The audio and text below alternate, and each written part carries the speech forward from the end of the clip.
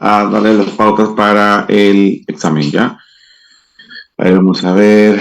Bueno, en las 7 primeras, 1, 2, 3, 4, 5, 6. Las 6 primeras preguntas están en la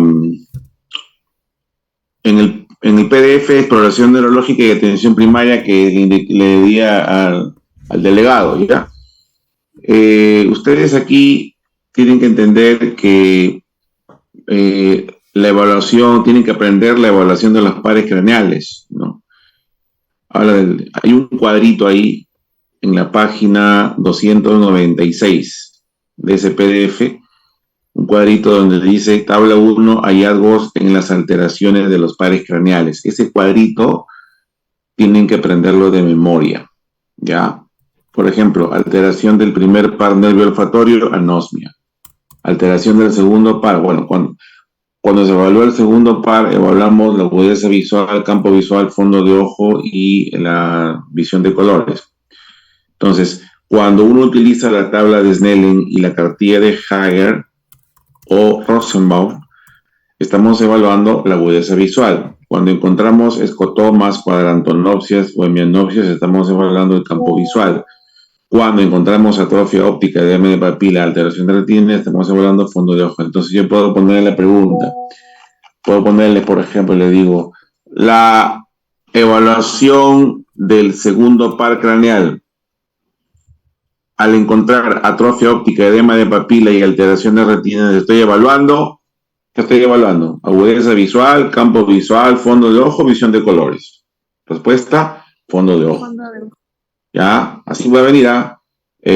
Por ejemplo, cuando utilizo la tabla de Snellen, la cartilla de Hager o las cartas de Rosenbaum, estoy evaluando agudeza visual, campo visual, fondo de ojo, visión de colores. Respuesta, agudeza visual. Listo, muy bien. También cuando evaluamos el nervio óptico, tenemos que saber que se evalúan 4 áreas, ¿no? Agudeza visual, campo visual, fondo de ojo, visión de colores. Listo. Luego tenemos que evaluar el 3, 4 y el sexto, que son los oculomotores, ¿no? Cuando utilizamos, en el caso del tercer par, que es el motor ocular común, ¿no? Acuérdense de eso, motor ocular común, ¿no? Una alteración del tercer par produciendo una parálisis completa y una triada, ¿no? Optosis palpebral, ojo hacia afuera y miriasis. Cuando hay una parálisis incompleta del tercer par craneal motor ocular común, hay una optosis palpebral, ojo hacia afuera, sin miriasis, ¿no? O sea, pupila normal. ¿Cuál es la explicación acá? Muy fácil. Tienen que entender que el tercer par craneal tiene casi en la periferia, tiene la fibra parasimpática, ¿no? Y más adentro estarán las fibras del nervio. Entonces, cuando hay una parálisis incompleta, se respeta la fibra parasimpática porque está más en la superficie del nervio y por eso es que no hay miriasis, ¿no? En cambio, cuando se paraliza todo el nervio, compromete las fibras del nervio más la rama parasimpática, por eso es que hay miriasis, porque la parasimpática que produce miosis. Al haber parálisis de la parasimpática se produce lo contrario, una midriasis. Cuando hay una alteración o parálisis del cuarto par, ya el ojo va hacia afuera y hacia arriba, ¿no? El ojo va hacia afuera y hacia arriba. ¿Qué hace el cuarto par? Permite que los ojos sean llevados hacia mirar la punta de la nariz. El quinto par, que es el trigémino, cuando se paraliza, o sea, cuando hay una alteración del nervio trigémino, va a haber alteración. Este nervio tiene tiene 3 funciones importantes. Una de ellas es la sensibilidad facial, es decir, la neuralgia, dolor. Asimismo, el reflejo corneal está dado por a la vía eferente quinto par y la vía eferente séptimo par. Y tercero, va a producir, va a intervenir en los músculos de la masticación, ¿no? Los derigoideos, los temporales, los maceteros. Entonces, cuando hay una alteración del nervio trigémino del quinto par, hay alteración en la sensibilidad facial, neuralgia, hay pérdida de reflejo corneal y hay debilidad de los músculos de la masticación. En el caso del sexto par, que es el motor ocular externo, lo que permite es llevar el ojo hacia afuera. Si está paralizado, el ojo está hacia adentro. Entonces, cuando hay una alteración del sexto par craneal, o sea, del motor ocular externo, hay una desviación del ojo hacia adentro. El séptimo par craneal, que es el facial, va a producir dos tipos de parálisis, ¿no? La parálisis central y la parálisis periférica, ¿no? Lo estoy leyendo todo el cuadrito, ¿eh? Todo el cuadrito tienen que aprenderlo. Parálisis central solamente es desviación de comisura bucal hacia el lado sano. Parálisis periférica se afecta a toda una hemicara. Alteraciones en el gusto, 2/3 de la lengua, alteraciones en la producción de lágrima y saliva. El octavo par, que es el vestíbulo coclear y rama acústica y rama vestibular, se afecta de rama acústica, que es el coclear y la sordera, y rama vestibular hay que distinguir si es vértigo central o periférico, ¿no? Vértigo central, vértigo mal definido, nistagmo irregular, Barban y Rommel-March en tándem indistintos. Sistema vestibular, vértigo bien definido, fase rápido del nistagmo al lado contrario de la lesión, Rommel-Barban y March en tándem hacia el lado lesionado. El nistagmo es regular y fatigable. Por favor, lean todo esto: glosofaringio, desviación de la úvula hacia el lado sano, vago, dificultades de deglución, trastorno de la voz. Cuando se altera el espinal, hay una paresia del esternocleidomastoideo trapecio. Cuando se afecta el hipogloso, hay una desviación de la lengua hacia el lado de la lesión y atrofia. Por ejemplo, les puedo poner, ¿no? La alteración en la que el ojo se va hacia afuera y hacia arriba es por lesión del nervio. Cuarto. 3, 4, 6. 4. Ojo hacia afuera y hacia arriba. Parálisis del nervio. Cuarto par, patético. Ya, patético. La alteración de la rama acústica del octavo par produce sordera, mareo, hipoacusia, tinnitus. ¿Qué produce? Sordera. Sordera, ¿no? La desviación de la úvula hacia el lado sano se produce por parálisis del nervio glosofaringio. Alteraciones en la deglución y trastornos de la voz se produce por lesión del nervio Vago. El 10. Vago. La paresia del esternocleidomastoideo y trapecio se produce por parálisis del nervio espinal. La desviación de la lengua hacia el lado de la lesión y atrofia de esta se produce por lesión del nervio hipogloso. ¿Ya? Eso ahí, por favor. A ver, una más. Dificultades de la deglución y trastornos de la voz se produce por la lesión del nervio Vago. Listo. Vago. Seguimos. Facilito. Tema del hipogloso. Sensibilidad, ¿no? Acuérdense de la sensibilidad táctil, dolorosa y térmica, sensibilidad profunda. Hay 3 tipos, ¿ya? La artrocinética, posicional y vibratoria. Los trastornos de la sensibilidad pueden ser positivos y negativos. Estoy leyendo, por favor, el artículo y el PDF, ¿ya?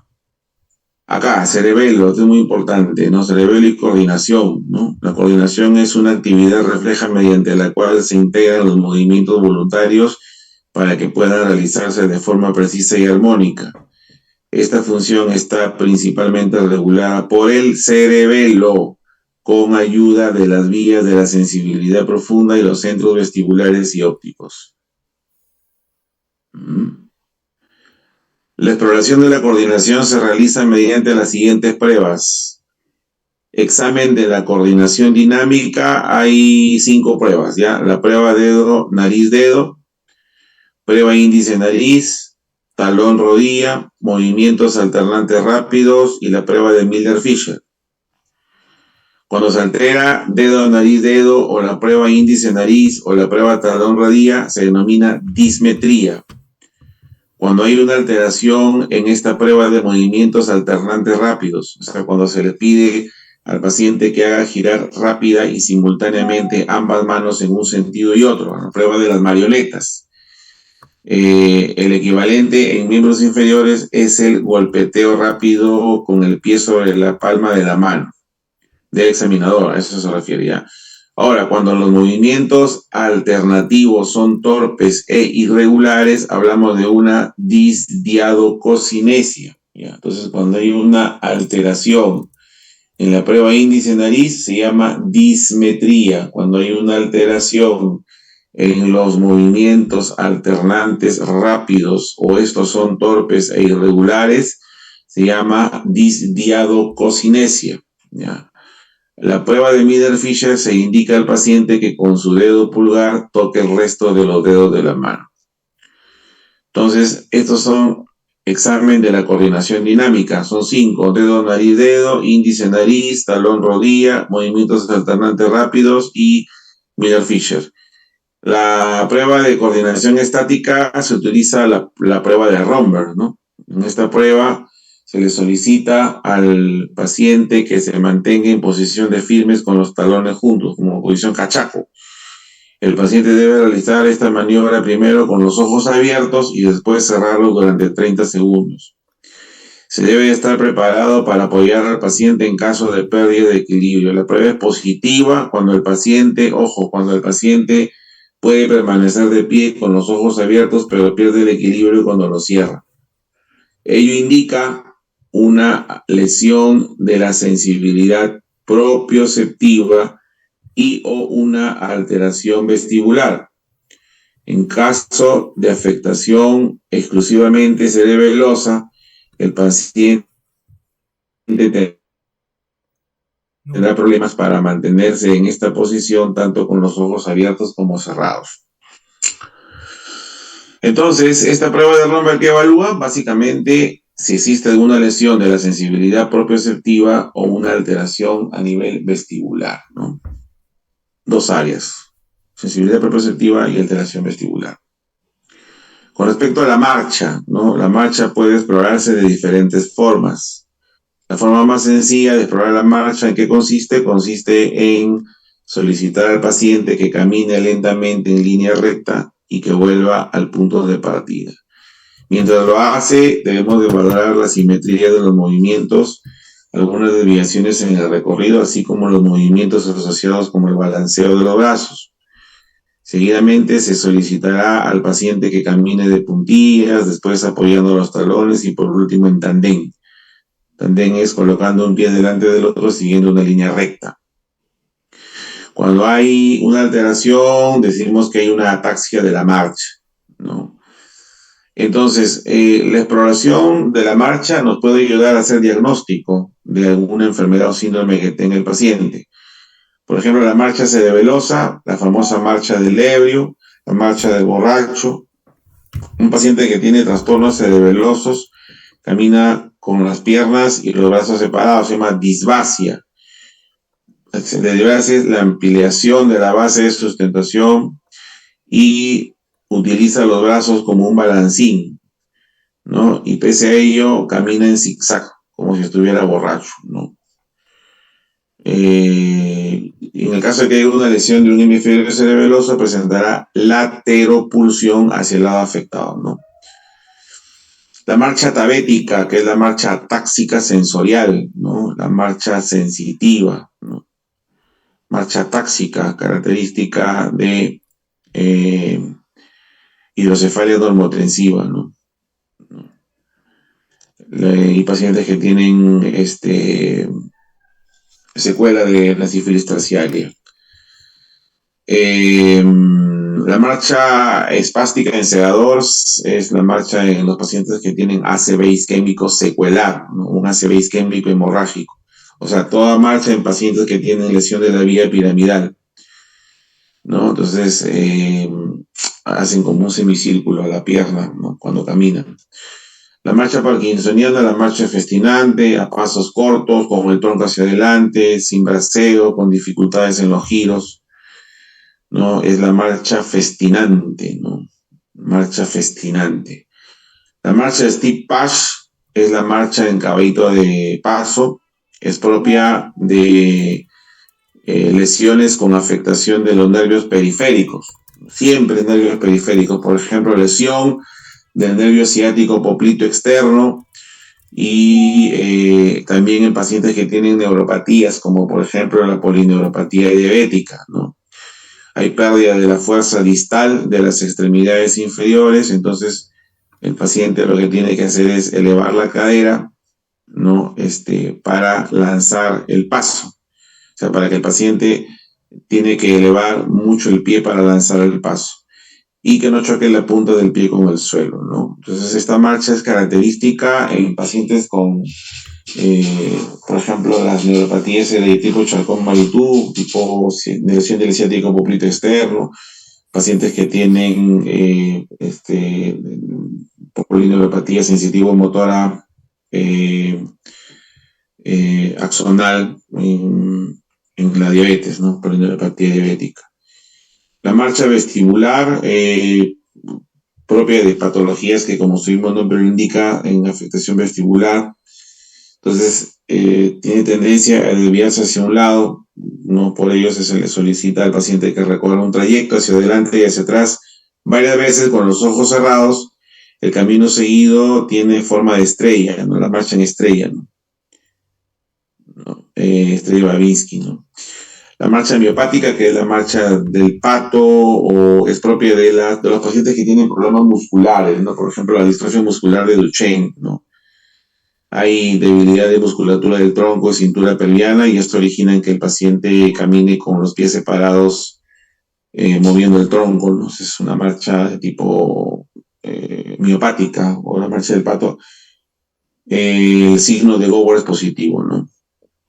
Con respecto a los signos meningios, aquí se aconseja practicar las clásicas, ¿no? La rigidez de nuca, Kernig y Brusinski, ¿no?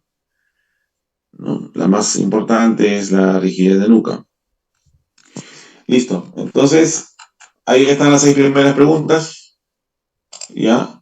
Del examen. Vamos a ver lo que es infecciones, ¿no? Virales, bacterianas, absceso cerebral y neurociticercosis, ¿ya? Listo, entonces vamos a empezar. Vamos a sacar la literatura, empezar con las preguntas. Sí se escucha, ¿verdad? ¿Me están escuchando? Sí, doctor. Sí, doctor. Correcto. Muy bien, seguimos entonces. Un ratito, por favor, ya. Voy a sacar la literatura. A ver. Infecciones del sistema nervioso. Ya, entonces, hay un tema que es dentro de las infecciones del sistema nervioso central. Voy a hablar de lo que es la encefalitis viral aguda, ¿no? Que es una infección vírica del parénquima cerebral, ¿no? ¿Cuáles son las principales características? La mayoría de las encefalitis virales, por no decir todas, ojo, no es meningitis viral, sino es encefalitis viral. Entonces hay una lesión del virus en el encéfalo, no de las meninges de la médula, ¿ya? Estamos hablando de encefalitis vírica. Entonces, si hay una encefalitis, el término encefalitis hace referencia a que existe una alteración del estado mental, ¿no?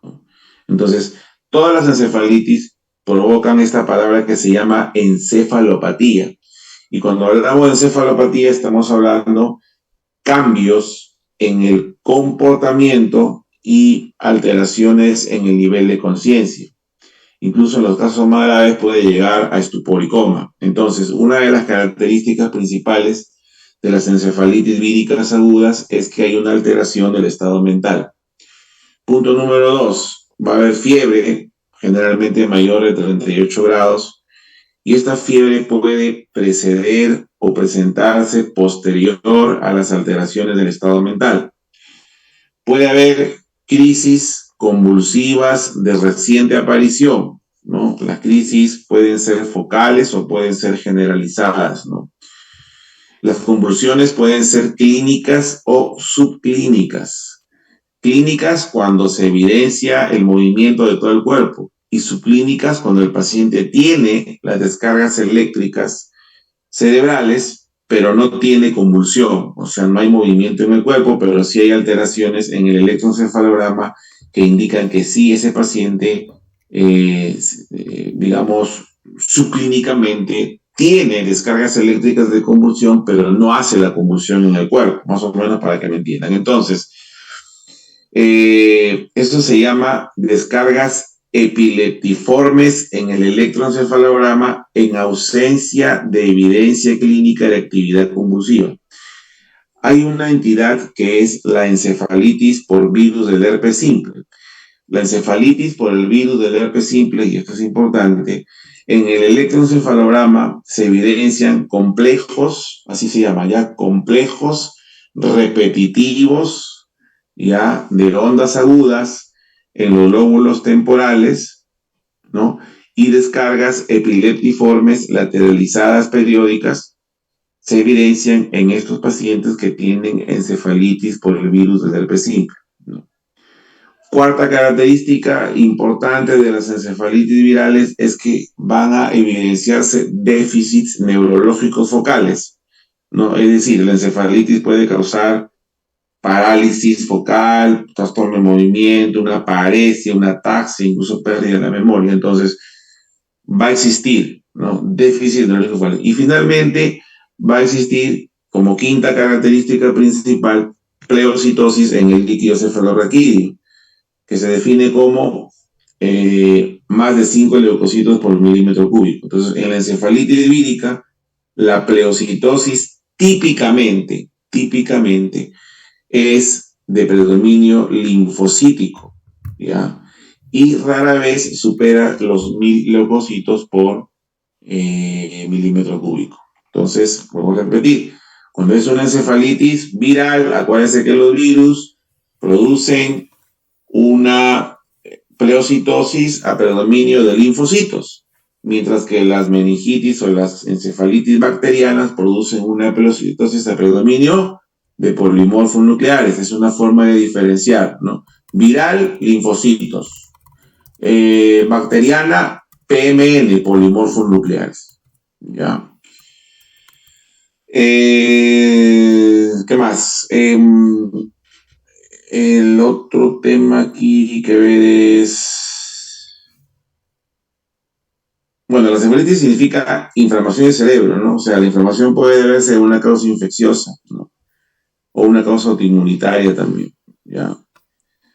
Un dato importante es que el diagnóstico definitivo, ojo, esto es importante, ¿ya? El diagnóstico definitivo de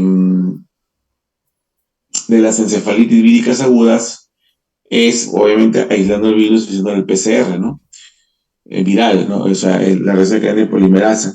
Pero quiero que entiendan ustedes esto. Las encefalitis virales existen, señores, existe. Encefalitis vírica aguda, hay alteración del estado mental, hay complejos repetitivos de ondas agudas en lóbulos temporales por virus herpes simple, hay crisis convulsivas que pueden ser focales y generalizadas, hay problemas de déficit neurológico focal, es decir, pueden haber paresias, trastorno de movimiento, ataxia, pérdida de memoria, y existe pleocitosis del líquido cefalorraquídeo a predominio de linfocitos, y rara vez se supera los 1000 leucocitos por milímetro cúbico. ¿Listo?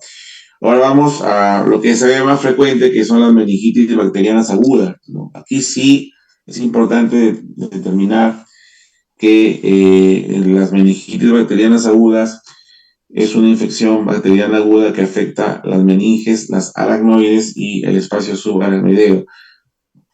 No, 5 características principales. Pregunta examen. Primero, hay fiebre. La fiebre está presente casi siempre en las meningitis bacterianas agudas y suele ser mayor de 38 grados, ¿no? Algunos hablan de hipotermia, pero la hipotermia es de presentación rara, ¿ya? La hipotermia es rara. Segundo, al igual que las encefalitis virales, también hay una alteración del estado mental. La mayoría de los pacientes con meningitis bacteriana aguda están con alteración de conciencia, confusión, letárgicos en el momento de la presentación, incluso si es que no se tratan, pueden llegar a estupor y coma, ¿no? Tercero, no se olviden nunca, meningitis bacteriana aguda, hay meningismo, es decir, signos de irritación meningia, ¿no? La rigidez de nuca, que ya ustedes ya muy bien lo saben, la incapacidad para flexionar el cuello. Señores, la rigidez de nuca es y será por siempre el signo más fiable y más importante del meningismo, más que el Brunzinski, más que el Kernik. Los signos de Kernik y Brunzinski son característicos del meningismo, pero están ausentes en casi la mayoría de los pacientes con meningitis. Otro dato importante de la meningitis, otra característica principal e importante de la meningitis bacteriana aguda es la cefalea, ¿no? Una cefalea que puede ser grave, generalizada, hay fotofobia, hay náuseas y vómito. Entonces, así como hay fotofobia en una migraña, también la meningitis tiene su fotofobia, ¿ya? Y acuérdense, la pleocitosis, o sea, el aumento de leucocitos, ¿qué tipo? Polimorfo nuclear. Hay una pleocitosis neutrofílica. ¿Me escuchan? Hola. Disculpe, doctor, una chica tenía el audio encendido. Ya. Correcto, continuamos. Entonces, acuérdense de eso. Pleocitosis de líquido cefalorraquídeo mayor de 2.000 células por milímetro cúbico, meningitis bacteriana, hasta que, pero a predominio de qué? De neutrófilos, que es lo mismo de decir a predominio de polimorfos nucleares. ¿Ya? Listo. ¿Cuál es la triada clásica de la meningitis bacteriana? Fiebre, rigidez de nuca y alteración del estado mental. Vuelvo a repetir. Triada clásica de la meningitis bacteriana: fiebre, rigidez de nuca, alteración del estado mental. Pero esta triada solamente está presente en el 50% de los casos.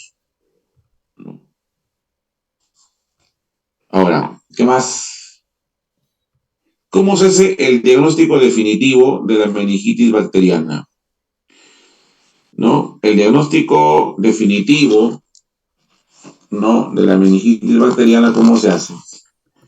¿No? Ahora, a ver qué dice acá.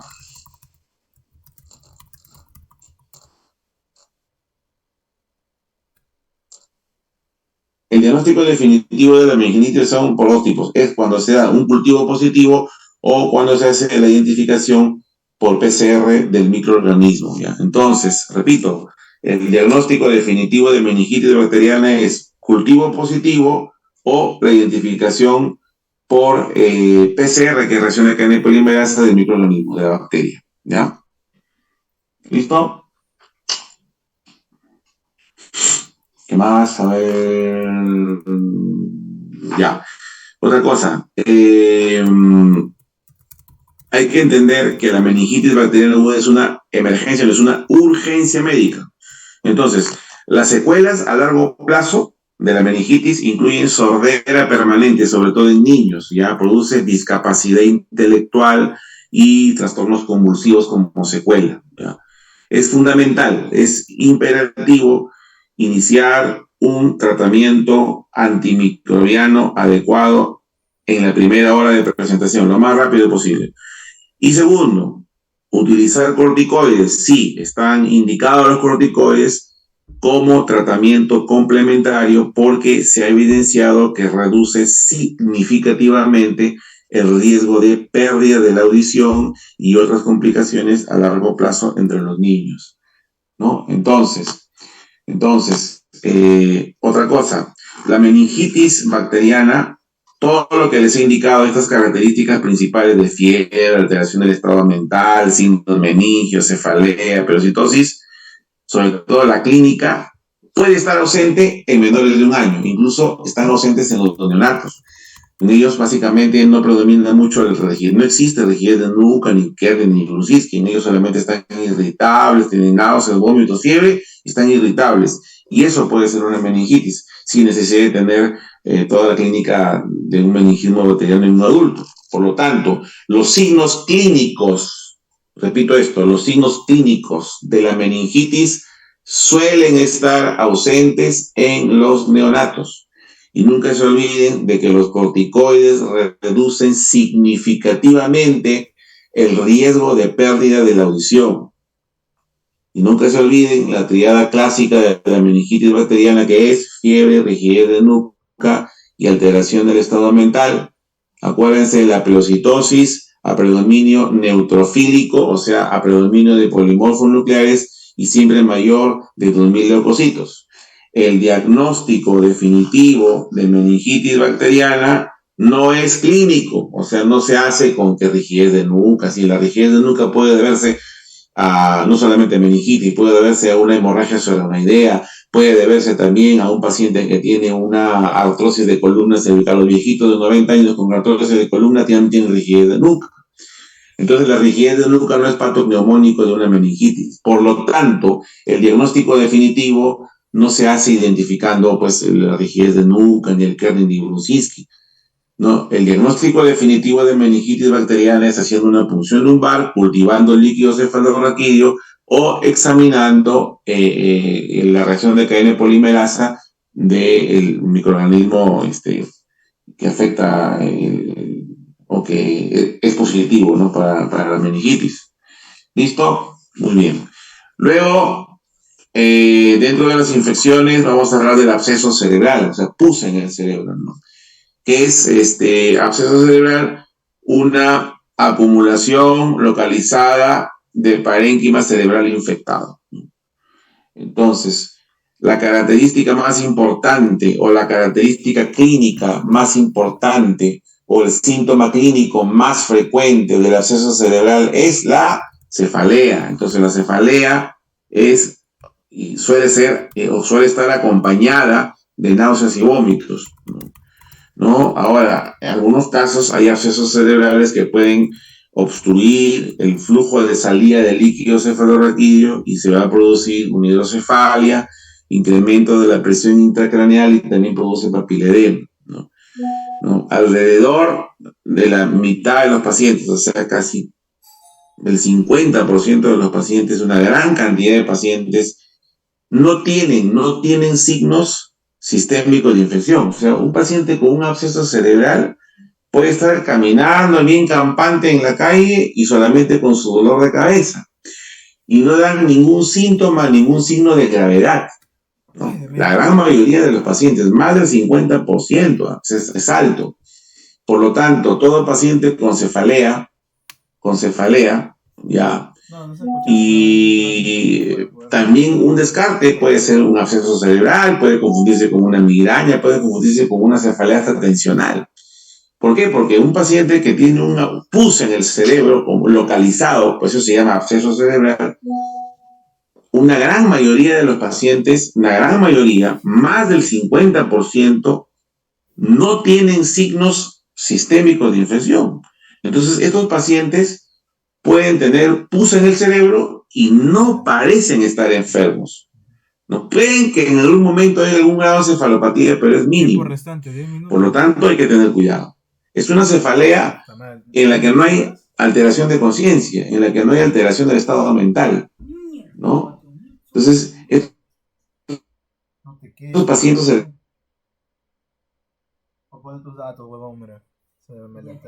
cerebral, Los que grabaron. ya, listo. Madre, no se escuchó. Parecen estar enfermos, ya. Ahora, la mitad de los pacientes que tienen absceso cerebral tienen signos neurológicos focales. Cuando hablamos de signos neurológicos focales, métese en la cabeza que es pérdida de la fuerza en mitad del cuerpo, por ejemplo, ¿no? Signo neurológico focal. Doctor Oscar, le envié Sí. a su WhatsApp el nuevo link. Ya, entonces Ya. corto y entro al nuevo Sí. link. Correcto. Bueno, pasemos al nuevo link, por favor, ¿ya?